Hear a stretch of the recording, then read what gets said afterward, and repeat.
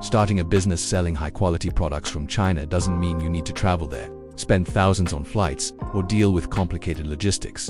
In today's video, I'm going to show you exactly how to source premium products, negotiate with suppliers remotely, get samples sent to your door, and start building your own stock without ever stepping foot in China. And no, we are not doing dropshipping. We're building a real business with inventory and long-term control.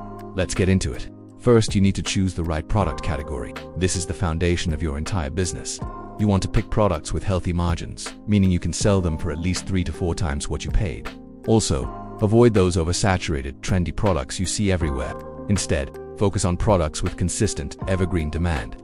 Think about things like kitchen tools, fitness accessories, electronics accessories, home organizers, or even beauty devices. These are items people buy year-round. When you're starting, choose items that are small, lightweight, and easy to store. This is crucial because you'll be building your first mini warehouse, and you don't want bulky items taking up all your space. My best advice: start with one single category. Don't jump around between kitchen gadgets and phone cases. The tighter your focus, the easier your sourcing and branding will be. You'll become an expert in that one niche, which makes everything else simpler. Next up, using verified supplier platforms. You don't need to fly to China.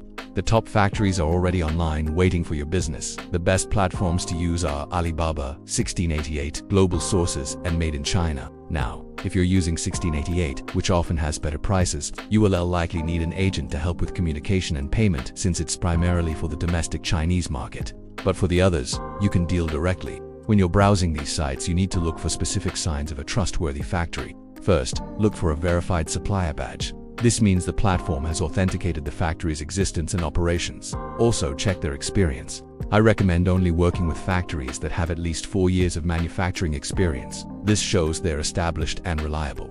Make sure they offer trade assurance. This is a service by Alibaba that protects your order and your money. If the products aren't as described or don't ship on time, you can get a refund. Finally, look at their response rates and their photos. A high response rate means they're active and communicative. And you want to see real product photos, not just computer-generated mock-ups. This shows they actually make the products they're selling. Now for the fun part, how to communicate and negotiate with suppliers. When you're talking to them, your goal is simple: build trust, show you're a serious buyer, and secure the lowest possible price without ever traveling. You don't need to be a master negotiator, you just need to be clear and professional. I'm going to give you the exact message template I use. It's designed to get straight to the point and show you mean business. You'll send something like this. Hi, I am building a long-term product line in the kitchen tools category.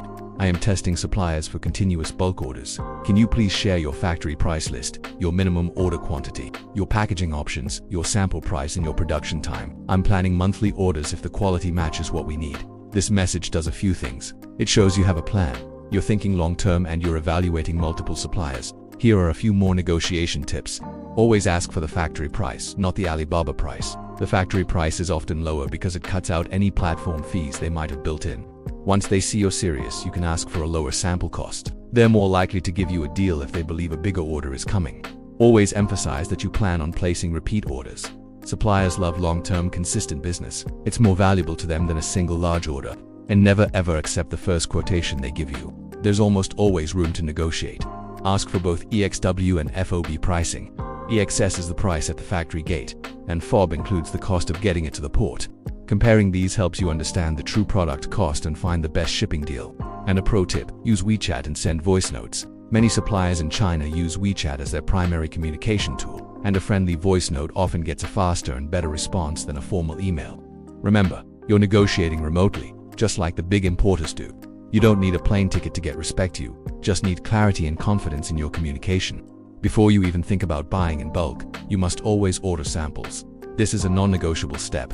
A sample is your only way to physically check the quality before you invest thousands of dollars. When your sample arrives, you need to inspect it carefully. Check the build quality. Does it feel cheap or sturdy? Look at the packaging. Is it professional or is it flimsy? Look for any defects, scratches, dents, or broken parts. Test the functionality. Does the product actually do what it's supposed to do? And finally, ask about branding options. Can they add your logo? The cost for a sample is usually between $20 and $80, including courier shipping. It's a small price to pay for peace of mind. Once you've confirmed the quality is excellent, now you're ready for your first real order. It's time to make your first small bulk order.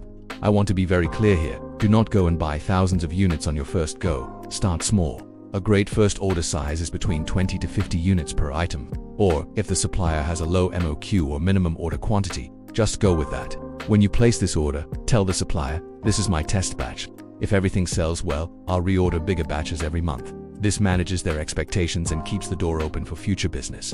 For payment, always use a protected method like Alibaba's Trade Assurance or PayPal. This gives you a layer of security in case anything goes wrong. Next, you need to choose a shipping method. For small, initial orders, air freight is usually the best option.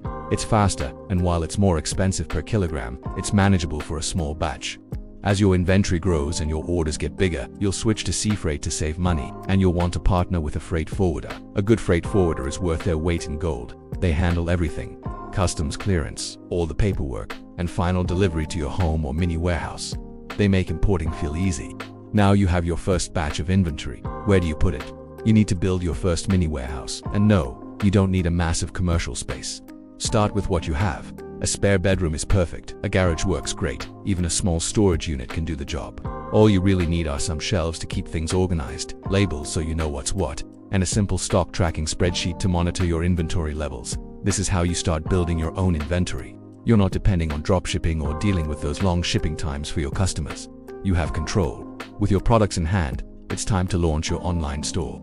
There are so many great platforms you can use. Shopify is the gold standard for building a professional e-commerce site, but you can also start selling immediately on TikTok Shop, Instagram Shop, or even Facebook Marketplace to test the waters locally. Whichever platform you choose, you need a few key things. First, high-quality photos and videos of your actual product.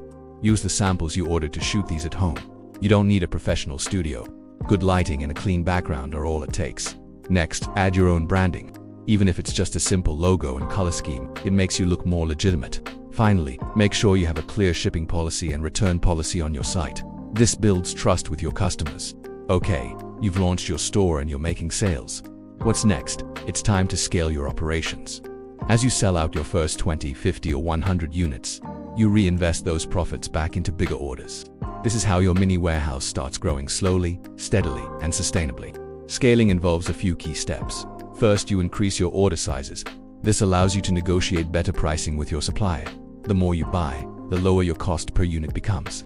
As your orders get bigger, you'll move from air freight to sea freight to dramatically cut your shipping costs. You can also start working with your supplier to create your own branded packaging, which adds a professional touch and enhances the customer experience. And as you build momentum, you can start adding new, complementary products within the same category to expand your offerings. And that's how you start a product business importing high-quality goods from China without ever traveling and without dropshipping. You're building real inventory, real ownership, and real long-term profit. If you found this video helpful, please give it a like and subscribe for more business and money-making strategies. And comment below if you want a step-by-step sourcing checklist. Thanks for watching, and I'll see you in the next one.